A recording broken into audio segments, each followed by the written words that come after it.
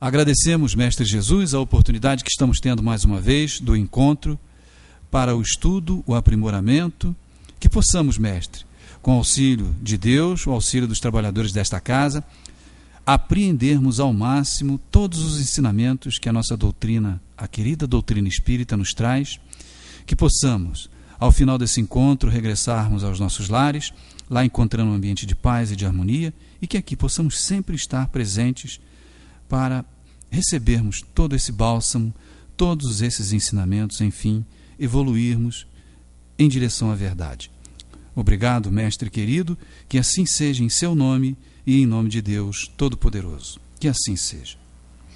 Valéria, vamos lá. Vamos aproveitar, né? Primeiro, boa noite a todos. Vamos aproveitar aí mais uma oportunidade para a gente estudar a doutrina espírita, para refletir sobre todos esses assuntos, né, que a doutrina nos traz. E hoje eu trouxe aqui para a gente estudar, que está contido no Livro dos Espíritos, a questão 900, a partir da questão 983, que fala das penas temporais, do arrependimento, da expiação. Afinal, né, como acontece na vida espiritual, né? A gente está aqui vivendo num planeta encarnado, e quando a gente desencarna? Muitas pessoas perguntam, né, querem saber às vezes de entes queridos, qual a situação desses espíritos, se os espíritos se arrependem, se quando eles morrem eles continuam com o mesmo tipo de pensamento, com os mesmos preconceitos. Então a gente vai começar aqui com a seguinte questão que Kardec fez aos espíritos. O espírito que expia as suas culpas numa nova existência passa a pena por sofrimentos materiais. Assim, não será exato dizer que após a morte a alma só tem sofrimentos morais? E a resposta dos espíritos: é bem verdade que reencarnada a alma encontra nas tribulações da vida o seu sofrimento, mas apenas o corpo sofre materialmente. Dizeis em geral que o morto já não sofre mais, mas isso nem sempre é verdade. Como o espírito não sofre mais as dores físicas, mas segundo as faltas que tenha cometido, pode ter dores morais mais cruciantes e numa nova existência pode ser ainda mais infeliz. Todas as penas e atribulações da vida são expiações de faltas de outra existência, quando não se trata de consequências das faltas da existência atual. Ao sairdes daqui, compreendereis bem. O homem que se crê feliz na terra, porque pode satisfazer suas paixões, é o que faz menos esforços para se melhorar. Em geral, ele começa a espiar essa felicidade efêmera na própria vida que leva, mas certamente a espiará numa outra existência tão material como essa. E a gente sabe realmente que um espírito que está passando por muitas provações, por muitas dores, ele realmente, quando desencarna, o que ele sofria, aquele sofrimento, era maior no seu corpo físico. Mas não necessariamente quando o espírito desencarna, ele se desliga daquelas sensações, ele não tem mais um corpo físico. Materialmente ele não vai sentir mais dores, mas o espírito pode, pelo seu apego, pela sua falta de compreensão de que a vida continua, essas dores físicas podem repercutir no espírito. São sensações que eles vão manter. Mas não são só dores físicas. Nós estamos aqui, claro, quando nós estamos encarnados, nós sofremos sim as dores físicas. Mas as dores piores para o espírito são as dores morais. É como a gente vai ver aqui o arrependimento por uma falta cometida. Porque não é porque o espírito desencarnou, é que ele imediatamente vai entender a sua situação. Não, ele vai continuar com as suas paixões, com as suas virtudes, com a sua forma de pensar. Ele não vai mudar só porque ele deixou o corpo físico. Não, ele vai levar para a espiritualidade tudo o que ele tinha, todos os seus sentimentos, a raiva que ele nutria, ou o amor que ele tinha pelos seus entes queridos. Isso não se perde, porque isso são atributos do espírito. Então, muitas vezes a gente até escuta falar quando alguém, né, morre: ah, morreu, descansou. Não há esse descanso. né? O espírito, sim, vai ter um tempo depois do desencarne, se passou por uma doença, né, uma doença grave que ficou muito tempo acamado, ele vai, claro, na espiritualidade, ser ajudado, se assim ele quiser também, porque na maioria, como não se compreende, ele vai continuar ali perto daquele corpo, às vezes vai presenciar todo o velório, vai participar de tudo aquilo ali, porque ele está ainda muito ligado àquele corpo. Então, o importante que a doutrina espírita nos traz é esse esclarecimento de que nós somos espíritos encarnados. Nós não somos corpos, nós não somos daqui, nós estamos aqui, né? E claro, habitando um corpo, vamos estar sujeitos a todas as dores físicas, mas as piores dores são as morais. É o arrependimento, é o perdão, que a gente ainda tem muita dificuldade em exercitar. Então essas dores para o espírito realmente as dores são muito maiores do que as físicas, né? E aí um outro questionamento aqui, eu vou um pouquinho mais para frente, a gente vai da 983, eu destaquei algumas aqui para a gente poder entender. Aí vamos lá para 988, onde Kardec pergunta o seguinte, isso aqui é fácil, né? Ao nosso julgamento, a gente estar nessa situação aqui, ó. Há pessoas para as quais a vida flui numa serenidade perfeita, que não tendo necessidade de fazer qualquer coisa para si mesmas, estão livres de cuidados. Essa existência feliz é uma prova de que nada tem a espiar de uma existência anterior, e nós, às vezes, no nosso julgamento, observamos isso. A gente sempre olha para a vida do outro e acha que a vida do outro é melhor do que a nossa, que o outro não tem problema, né? A grama, aquela história, a grama do vizinho é sempre a mais verdinha, sempre mais cuidado, e a gente acha, né, que aqueles espíritos não têm problemas, não têm dores, e não é bem assim. E a resposta de Kardec, a resposta dos espíritos: conheces muitas assim? Se o acreditas, enganas-te. Em geral, essa serenidade não é mais do que aparente.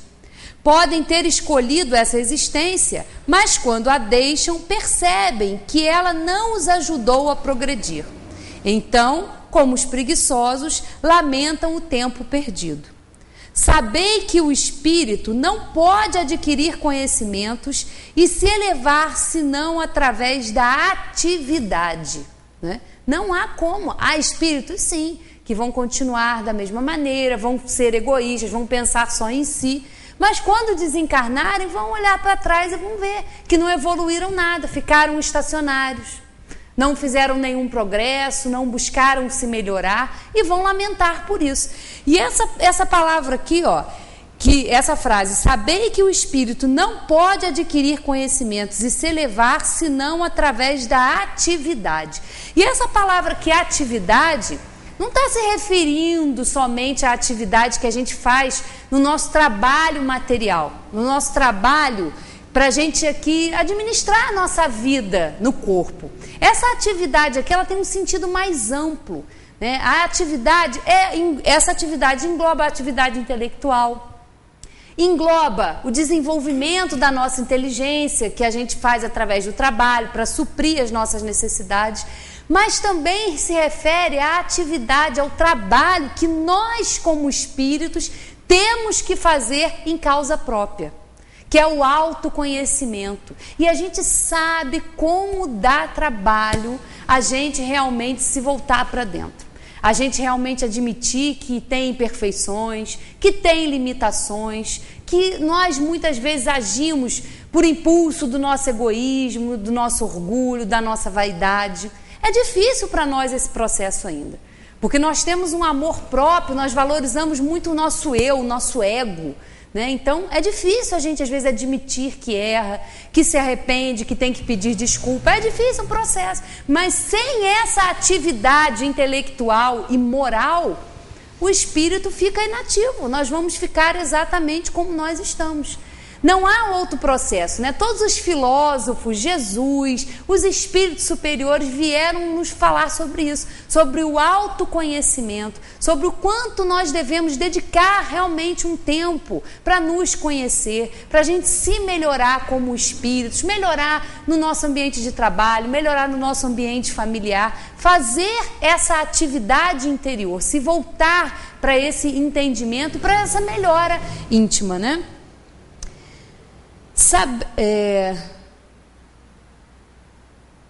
É semelhante àquele que, de acordo com os vossos costumes, tem necessidade de trabalhar e vai passear ou dormir para nada fazer. Sabei também que cada qual terá de prestar contas da inatividade voluntária durante a sua existência. Essa inutilidade é sempre fatal à felicidade futura. A soma da felicidade futura está na razão da soma do bem que tiver feito, a da infelicidade na razão do mal e dos infelizes que se tenham feito. Então nós vamos sim responder. A nossa situação como espíritos, a nossa vida futura, ela vai depender sim muito da nossa atividade, ou como eles dizem aqui, da nossa inatividade voluntária. E hoje, né, nos dias de hoje, é muito comum a gente observar isso, né? As pessoas gostam, nós, né, seres humanos no geral, gostamos muito do superficial. A gente gosta muito, né, do que é fácil, a gente gosta muito da zona de conforto, né? A gente gosta de se defender. Não, eu sou assim mesmo, eu sou vaidoso, eu sou orgulhoso, eu sou ciumento, eu sou assim. E as pessoas é que vão ter que se adaptar ao meu jeito. Né? As pessoas não querem olhar para dentro. A gente tem essa tendência de ficar sempre nas margens, de ficar sempre na superficialidade das coisas, porque é claro, o aprofundamento, o olhar para dentro, o autoconhecimento, como a gente falou aqui, ele requer sim trabalho, esforço, né? Trabalhar a humildade, porque nós sempre achamos que nós temos a razão em tudo. O nosso orgulho, ele é preponderante, porque a gente acha que a gente está com a palavra certa, a gente às vezes não quer ouvir o ponto de vista do outro, a gente quer impor a nossa vontade. E para a gente trilhar o caminho contrário, o caminho, né, da humildade, é preciso a gente se vencer. Né? O pior inimigo não é o outro, o pior inimigo somos nós mesmos. Nós é que jogamos contra nós mesmos. Né? Exatamente fazendo isso, deixando para depois. Não, eu não quero pensar sobre isso, porque, claro, pensar sobre isso, se encarar, requer um esforço, é um ato, sim, é uma atitude de humildade, de compreender que nós somos espíritos, que nós não sabemos tudo, que nós somos limitados, sim. Trabalhar a humildade, trabalhar a resignação. Isso tudo é muito importante para nós. Só que para a gente trabalhar isso, a gente vai se defrontar aqui dentro da gente mesmo, com tudo isso que a gente tem. Com o orgulho, com a vaidade, com o egoísmo, de achar que tudo o que é nosso tem que prevalecer, tem que ser da maneira como a gente quer. Né? E a gente sabe que não é esse o caminho. Então nós vamos sim. A nossa vida futura depende do que nós estamos fazendo aqui encarnados. É como a gente viu aqui, a felicidade é a soma do bem, do esforço que a gente faz em se melhorar. E também a nossa infelicidade, ela vai estar de acordo com a nossa inatividade, com a nossa escolha de continuar a sermos como nós somos, de querer continuar na superficialidade, de querer estar aí lidando com as pessoas sem se envolver de verdade, sem estar numa relação verdadeira. Né? Então a gente paga um preço, é uma ação e reação. Toda ação nossa, ela gera automaticamente uma reação. E o nosso futuro, ele vai depender do presente. E isso, né, que a gente está falando aqui, refletindo, é a grande contribuição da doutrina espírita para nós. Porque realmente nos mostra que nós vamos continuar, nós estamos aqui com um objetivo, com uma missão, e vamos continuar no nosso aprendizado depois que nós desencarnarmos. E muitas vezes lá nós vamos nos arrepender muito das nossas atitudes. Mas como a gente vai ver aqui, nada está perdido. Né? Nós estamos submetidos aí às leis divinas, à lei do amor, à lei da justiça, a um processo de aprendizado que é a reencarnação, porque muitas vezes a gente se arrepende no final da nossa existência corpórea. E aí, esse arrependimento vai estar perdido? A gente vai ver que não, porque esse arrependimento é o primeiro passo para nós já continuarmos melhores, para nós estarmos melhores na vida futura e numa próxima encarnação. Então, o trabalho que a gente tem que fazer, ele é diário. É diário, é constante de se melhorar, de lidar com o outro com amor. A caridade que Jesus falava é essa. Não é a caridade material de dar esmola, porque essa é a mais fácil. Agora, a caridade, como realmente Jesus entendia e veio nos falar, e os Espíritos vieram confirmar, é que a indulgência, o perdão, tudo isso é caridade. E essa é a caridade mais difícil da gente fazer. Mas essa é a mais meritória, essa é a caridade verdadeira, né? Aí a gente vai agora para a questão 990, que a gente vai começar a tratar sobre isso, né? Sobre a expiação e o arrependimento. O arrependimento se verifica no estado corpóreo ou no estado espiritual? No estado espiritual, mas pode também verificar-se no estado corpóreo, quando bem compreendeis a distinção entre o bem e o mal. Qual é a consequência do arrependimento no seu estado espiritual? Né? Qual é a consequência para o espírito, quando está no plano espiritual, quando ele se arrepende? O desejo de uma nova encarnação para se purificar. O espírito compreende as imperfeições que o impedem de ser feliz e aspira a uma nova existência onde possa expiar as suas faltas. Então aqui já fica claro qual é o objetivo da encarnação. Por que a gente não pode ficar só no plano espiritual? Por que a gente tem que encarnar? Por que a gente tem que vir para a Terra ou para um outro planeta para aprender? Exatamente por isso, para nos aperfeiçoarmos, porque a nossa visão como espíritos, ela é diferente. A gente abarca, né, as vidas passadas e a gente quer realmente uma nova oportunidade. E nos é concedida através da encarnação. Então, a encarnação não é um castigo, como muitos aí falam, como a gente vê aí nessas obras ditas espíritas, que são psicografadas sem nenhuma responsabilidade, que a reencarnação é um castigo. Não! A encarnação, ela não é um castigo. Ela é uma oportunidade para o espírito se purificar. É exatamente naquele convívio difícil, conflitante, dentro da nossa casa, com os nossos amigos, no nosso ambiente de trabalho, onde estão as melhores oportunidades para a gente exercitar esse amor, para a gente purificar realmente o nosso espírito. Porque quando está tudo bem, né, se fossem só os amigos, seria uma maravilha. Mas aí quando aparece aquele inimigo, quando aparece aquele ou encarnado ou desencarnado, que vai lá botar o dedinho na nossa ferida, né? Aí a gente... Porque o inimigo, ele tem mais validade muitas vezes na nossa vida do que um amigo, né? Porque ele não tem nenhuma cerimônia, ele fala mesmo, ele aponta, e nós devemos ter humildade e observar se o que ele está falando realmente não é verdadeiro, não se aplica, né? Então... é importante a gente observar isso tudo. Então, ele vai ter uma nova oportunidade. E qual é a consequência do arrependimento, né, no estado corpóreo, quando nós estamos encarnados? Adiantar-se ainda na vida presente, se houver tempo para a reparação das faltas. Quando a consciência reprova e mostra uma imperfeição, sempre se pode melhorar. Olha o objetivo aqui, olha como é importante a gente se conhecer. Porque quando a gente toma consciência de que a gente tem realmente essas imperfeições, não, realmente, eu sou uma pessoa vaidosa, eu sou extremamente orgulhosa. Quando a gente reconhece isso, quando a gente passa a ter consciência desses nossos defeitos, aí sim, é o primeiro passo para a gente começar a reparar.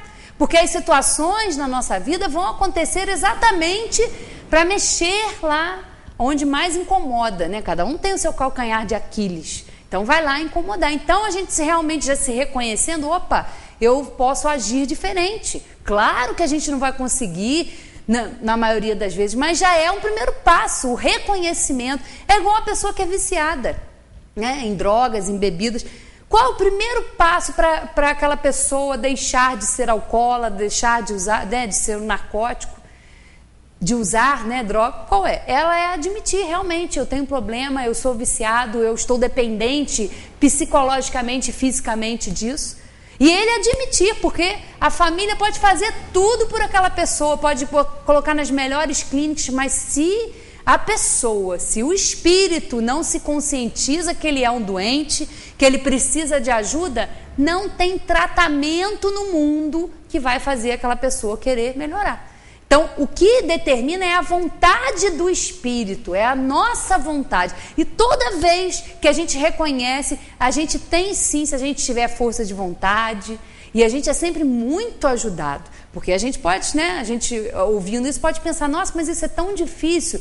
Não, é fácil, fácil realmente não é trabalhoso, impossível jamais. Se a gente quiser, nós poderemos, nós com certeza conseguimos. E nós somos muito ajudados, nós temos o nosso anjo da guarda, o nosso amigo protetor, temos amigos espirituais que estão na espiritualidade, que nos conhecem, que conviveram conosco em outras épocas e que estão ali nos incentivando para o bem, para realmente melhorar. Tem aquele outro lado também, né, dos irmãos que gostam, que se comprazem com as nossas atitudes, com os nossos pensamentos, que se aconchegam, né, no nosso pensamento, porque o que a gente pensa é o que é o atrativo para os nossos irmãos desencarnados, né? Como os encarnados que se afinizam por gostos, por tendências.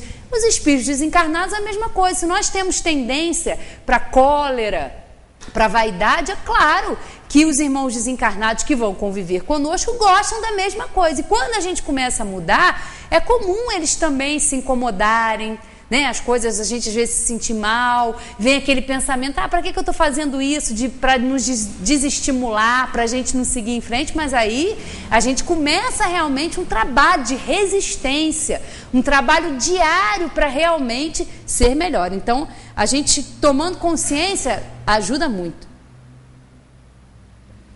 Não há homens que só possuem o instinto do mal, sendo inacessíveis ao arrependimento? Já te disse que se deve progredir sem cessar. Aquele que nesta vida só possui o instinto do mal, numa outra terá o do bem. E é para isso que renasce muitas vezes, pois é necessário que todos avancem e atinjam o alvo. Uns com mais rapidez e outros de maneira mais demorada, segundo os seus desejos. Aquele que só tem o instinto do bem já está purificado, porque pode ter tido do mal numa existência anterior. Então, é claro que há espíritos que são realmente muito resistentes, que não se arrependem, que são espíritos endurecidos, né? Existem, mas não é eternamente. Uma hora o espírito vai realmente se tocar, ele vai sentir a necessidade de se modificar, porque ele vai compreender que ele é o maior causador da sua própria infelicidade.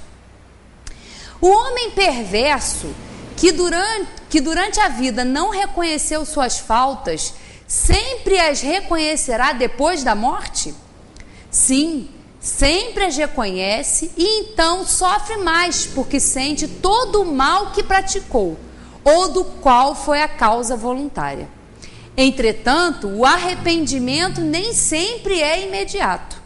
Há espíritos que se obstinam no mau caminho, apesar dos sofrimentos, mas cedo ou tarde reconhecerão haver tomado uma senda falsa e o arrependimento se manifesta.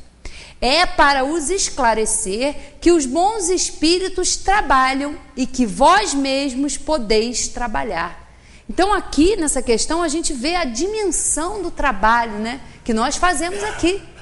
A orientação que se deve ter numa reunião doutrinária ou numa reunião mediúnica, né? Os espíritos têm essa tarefa de auxiliar, de esclarecer, e nós também, como divulgadores da doutrina espírita, porque esses esclarecimentos são um bálsamo, fazem bem à nossa alma.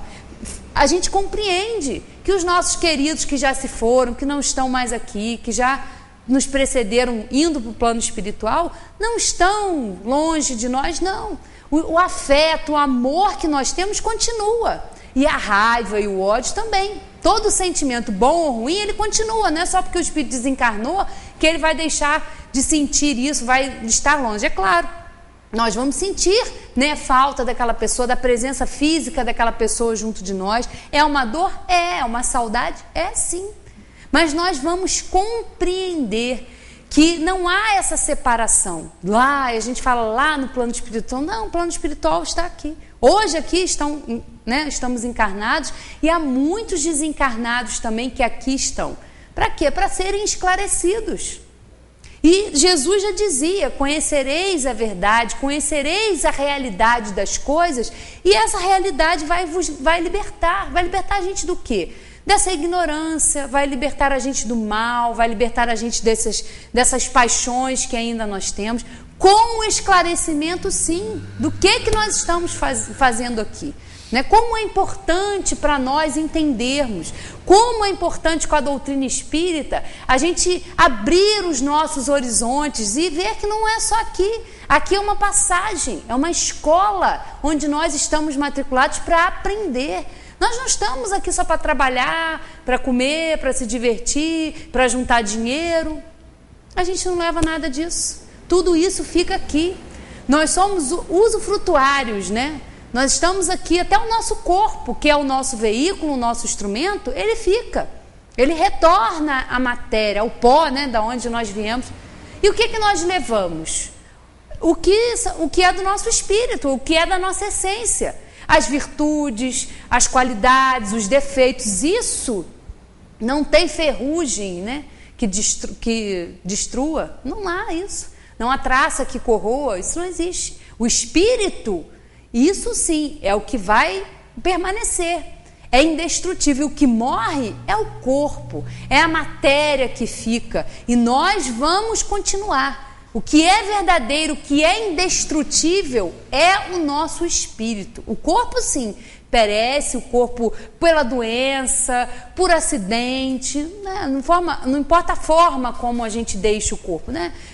Nas pessoas, às vezes, que estão acamadas muito tempo, né? Vai realmente pela velhice, pelo desgaste do corpo físico. Aquele princípio ativo ali não tem mais condições de atuar. Então, né, o corpo não dá mais condições para o espírito realmente se retira ali daquele corpo e vai continuar com a sua vida, com as suas atividades e também procurando se esclarecer, né? Porque a gente acha que morreu, o espírito já vai entender tudo. Nem nós que somos espíritas, que já estamos estudando, que já sabemos a nossa situação futura, isso não nos isenta de responsabilidade, porque não é só porque a gente sabe, para nós vai ser mais fácil. Nós temos que trabalhar isso. Esse entendimento, ele tem que nos ajudar a sermos desapegados da matéria, né? Desapegados emocionalmente, porque nós temos os nossos entes queridos, nós somos muito apegados, mas entender que eles estão conosco num tempo determinado e que depois vão continuar as suas atividades, mas não se perde. O amor que a gente sente, isso não se destrói com a morte de maneira alguma, muito pelo contrário. Nós estamos mais conectados até com eles muitas vezes do que nós estamos aqui na matéria, né?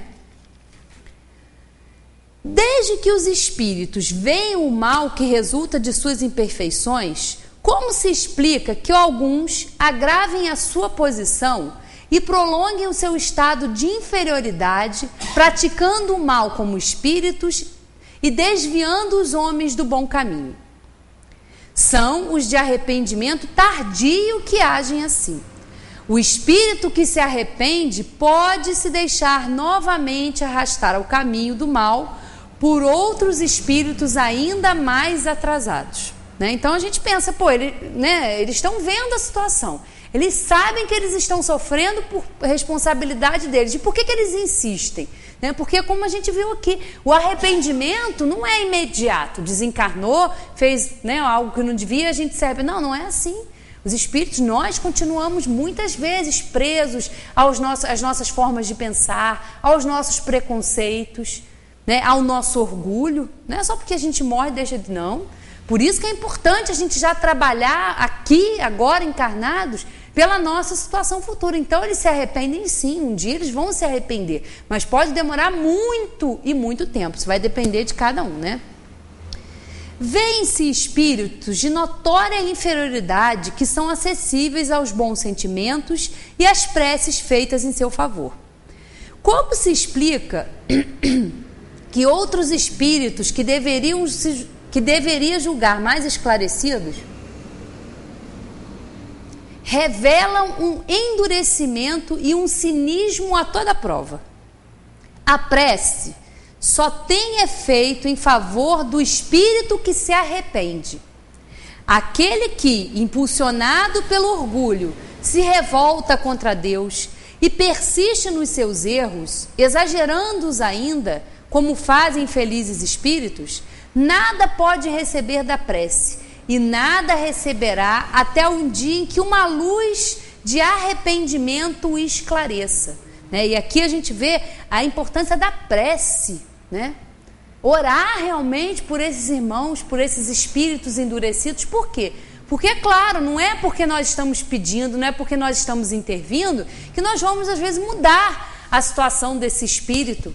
Ele pode continuar, mas ele vai, aos poucos, realmente parando para observar. Tem uma pessoa que se ocupa comigo, tem alguém que se preocupa com o meu sofrimento. Então, é claro que o que aquele espírito ele tem que passar, ele vai passar. Não é porque nós estamos pedindo através da prece, né, que aquilo vai ser mudado, não. Mas nós podemos sim pedir e provocar através da nossa prece, através desse cuidado, através desse ato de caridade, fazer com que aquele espírito se esclareça de alguma maneira. Ele veja que realmente alguém está se importando com o meu sofrimento. Porque quando a gente sofre, quando a gente tem uma dor, não é tão bom a gente ter alguém ao nosso lado para a gente poder dividir? Um amigo, uma pessoa querida, onde a gente pode dividir ali aquele problema.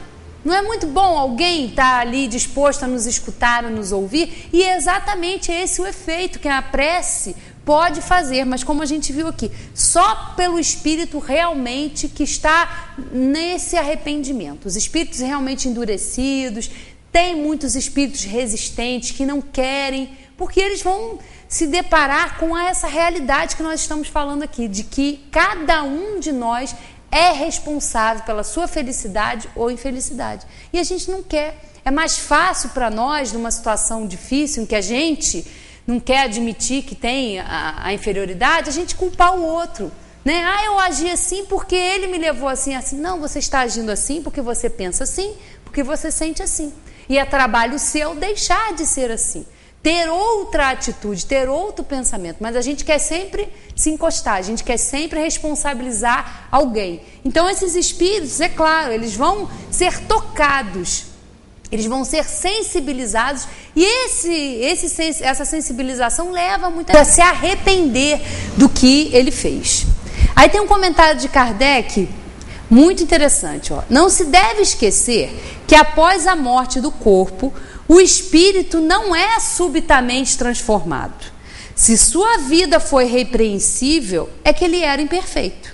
Ora, a morte não o torna imediatamente perfeito.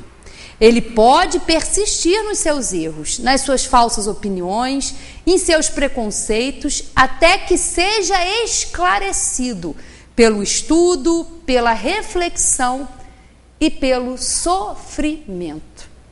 Né? E aí a gente vê que realmente, em muitas situações da nossa vida, nós só vamos nos tocar quando a dor realmente vai bater na nossa porta.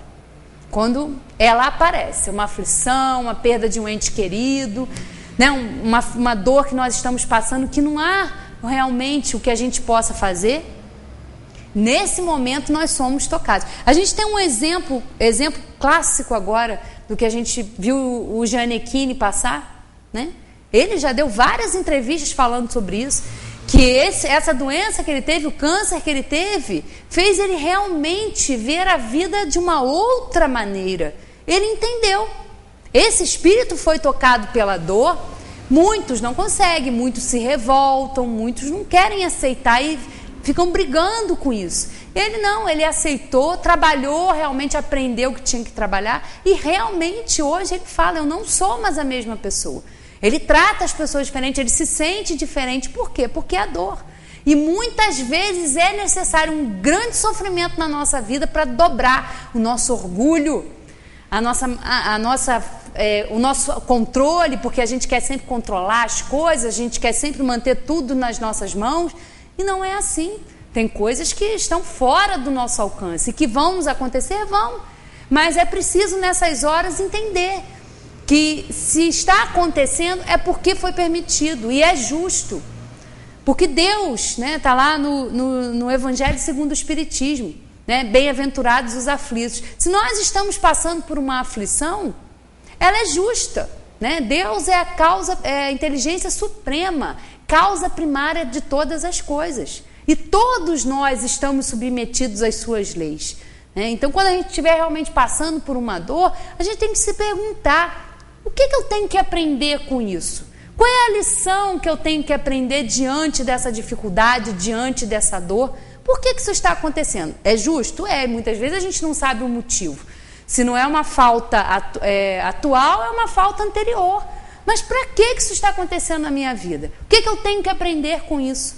Será que essa dor não está querendo me mostrar que eu tenho que ser mais humilde, que eu tenho que ser mais resignado, que eu tenho que ser mais caridoso com o meu próximo? Então tem muitas coisas, geralmente a gente é tocado sim pela dor, mas nós com a doutrina espírita, com esses esclarecimentos aqui, já podemos estar sendo esclarecidos por livre e espontânea vontade, de procurar, de entender, de questionar por que nós estamos aqui. E isso sim é se aprofundar, é não ficar aí na superfície como a gente gosta e, né, na zona de conforto.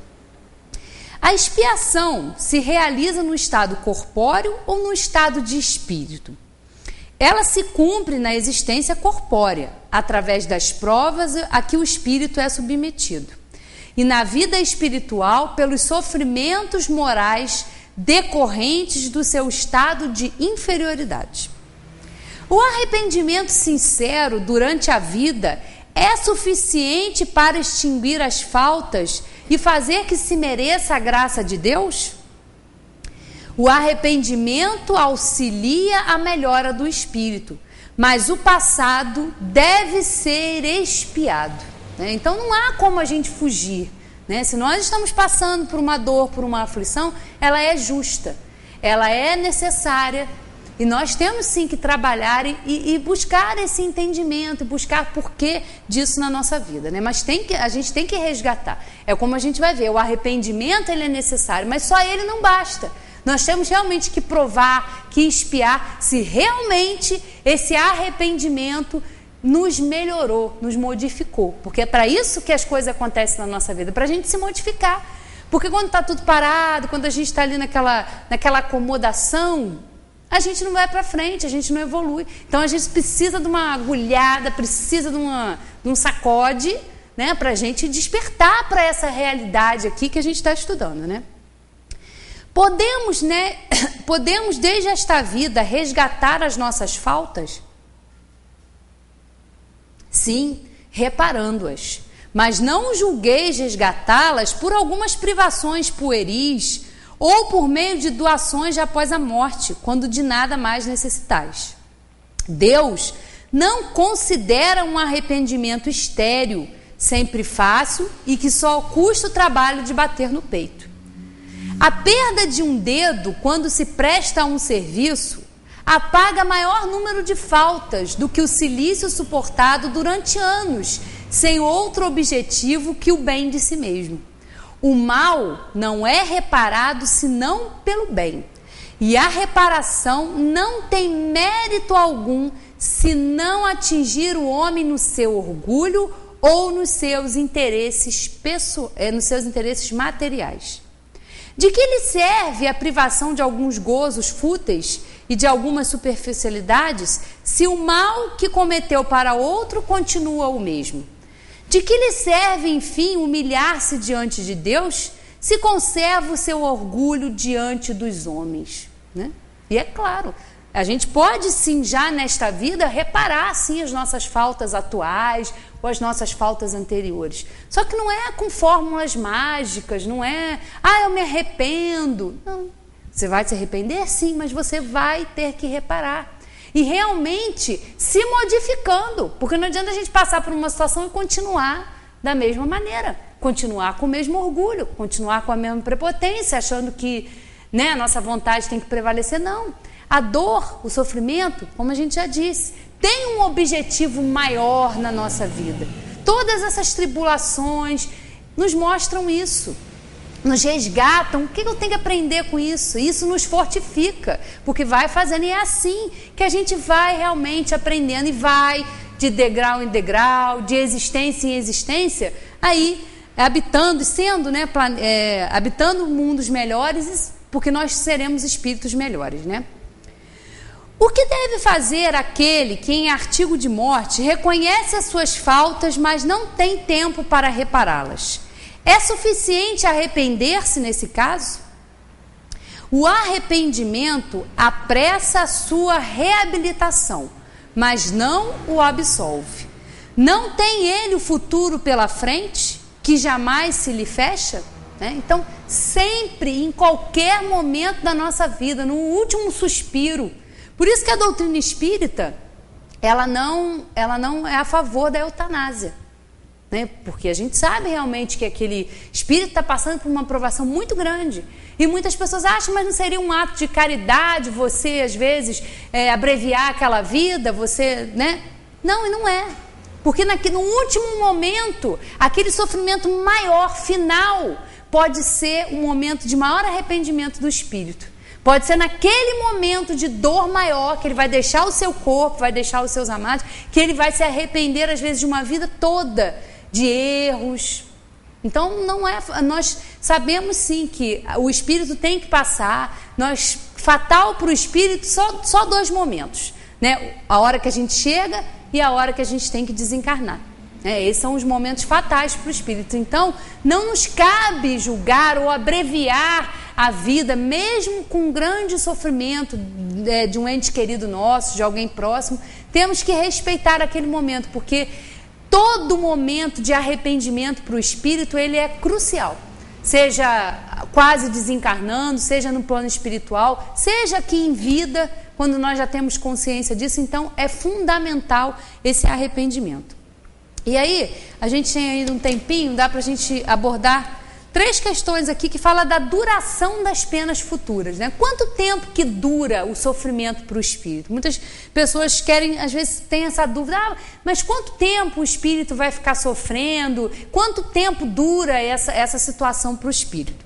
E aí a gente vai aqui na questão 1003, Kardec pergunta o seguinte: a duração dos sofrimentos do culpado na vida futura é arbitrária ou subordinada a alguma lei? E olha que resposta magnífica. Deus nunca age de maneira caprichosa e tudo no universo é regido por leis que revelam a sua sabedoria e a sua bondade. É uma resposta que realmente nos traz conforto, porque a gente compreende que tudo, né, nós, a natureza, os universos, todos nós somos regidos por leis divinas.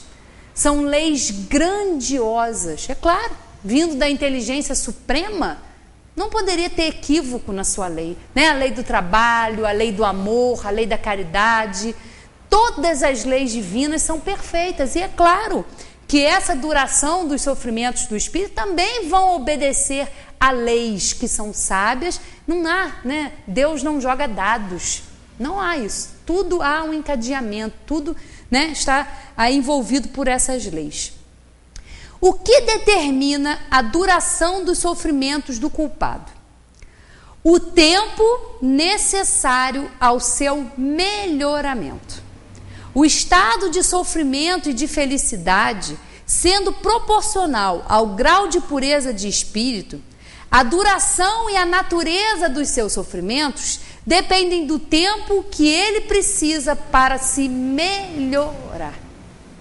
À medida que ele progride e que os seus sentimentos se depuram, seus sofrimentos diminuem e se modificam. A duração dos sofrimentos do espírito pode ser eterna, né? É aquela ideia de que o espírito vai sofrer eternamente, né? A ideia do inferno, de um castigo eterno. E olha a resposta dos espíritos. Pergunta de novo, a duração dos sofrimentos do espírito pode ser eterna? E a resposta: sem dúvida, se ele fosse eternamente mau, ou seja, se jamais tivesse de se arrepender nem de se melhorar. Então, sofreria eternamente. Mas Deus não criou os seres eternamente votados ao mal.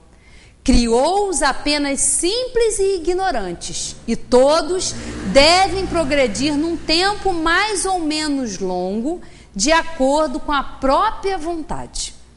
Esta pode ser mais ou menos retardada, assim como há crianças mais ou menos precoces. Mas, cedo ou tarde, essa vontade, ela se manifesta por uma irresistível necessidade que o espírito sente em sair da sua inferioridade e ser feliz. Né? Olha essa palavra. Ele vai manifestar uma irresistível necessidade. Então, por mais que um espírito demore, por mais endurecido que ele seja, vai chegar um momento que a dor e o sofrimento e a infelicidade, elas vão chegar num ponto tão insuportável para o espírito, que ele vai realmente pedir ajuda, ele vai se voltar para Deus, e não importa de que forma seja isso, não é pode ser dentro do espiritismo, pode ser até uma pessoa que não acredite em Deus. Há um momento que pode ser encarnado ou desencarnado, que esse espírito, ele vai ter exatamente aqui, uma irresistível necessidade de se melhorar. Porque, como a gente disse, não adianta a gente impor nada, é o próprio espírito, somos nós individualmente que vamos buscar isso, que vamos sentir essa necessidade, e aí sim é o primeiro passo para a gente progredir, né? A lei que rege a duração das penas é, portanto, eminentemente sábia e benevolente, pois subordina a essa duração aos esforços do espírito, jamais lhe tirando o livre-arbítrio. Se dele faz mau uso, sofrerá as consequências disso, né? Então a gente vê que tudo está subordinado à nossa vontade, à vontade do espírito, não importa se encarnado ou desencarnado, mas isso está submetido à vontade do espírito. Não Deus não interfere no nosso livre-arbítrio, não. Ele criou as suas leis, ele nos ajuda, porque as leis divinas estão escritas na nossa consciência. Não estão escritas em livro nenhum, não. Estão na nossa consciência. E nós sabemos sim, à medida que nós vamos melhorando, nós vamos nos depurando essa capacidade de avaliar o bem e o mal, nós vamos fazendo escolhas melhores. Nós vamos percebendo as coisas de uma outra forma e vamos sim. Nem Deus interfere no nosso livre-arbítrio, Ele sabe. Mas está subordinada essa duração desse sofrimento a nós, a nossa vontade de querer ou não se melhorar. Há espíritos que jamais se arrependem. Há espíritos cujo arrependimento é tardio, mas pretender que jamais se melhorem seria negar a lei do progresso e dizer que a criança não pode tornar-se adulto. A duração das penas depende sempre da vontade do espírito, não existindo as que lhe são impostas por um tempo determinado? Sim, há penas que lhe podem ser impostas por determinado tempo, mas Deus, que não desejava senão o bem de suas criaturas, aceita sempre o arrependimento. E o desejo de se melhorar nunca é estéril. Então, nós passamos sim por dificuldades, por dores, por um determinado tempo, mas uma condenação eterna é um contrassenso muito grande, porque o tempo todo nós somos exortados a praticar o bem, a praticar o amor, a perdoar, a praticar realmente a caridade, a se autoconhecer. A gente viu aqui como é trabalhoso isso ainda para nós, para nada. Para a gente fazer tudo certinho e ir para um céu, ou fazer tudo errado e ser condenado eternamente na chama do inferno, isso não existe. Deus não poderia nos criar sabendo que a maioria da sua criação ia dar errado, porque se nós analisarmos, a maioria de nós vai direto para o inferno, iria direto para o inferno se ele existisse, mas não existe. A gente aprende na doutrina espírita que o céu ou o inferno são condicionamentos da alma. É como nós nos sentimos, é o estado de consciência daquele espírito, que passando por uma situação muito tumultuada, vai realmente se sentir perturbado, não vai conseguir a paz, ou em situações que nós já experimentamos, mesmo na Terra, no planeta de provas e expiações, em que nós já vamos experimentar uma sensação boa, de bem-estar, e aí sim a gente pode comparar isso a um céu. Mas são estados de consciência, não são lugares determinados. A nossa vida futura, ela não está determinada. Ela vai depender de nós, do que nós estamos fazendo aqui no presente. E a doutrina espírita está aí, há 155 anos foi codificado o Livro dos Espíritos, nos trazendo tudo isso e nos mostrando que cada um de nós é responsável pela sua felicidade ou pela sua infelicidade, né? Boa noite a todos e muito obrigada.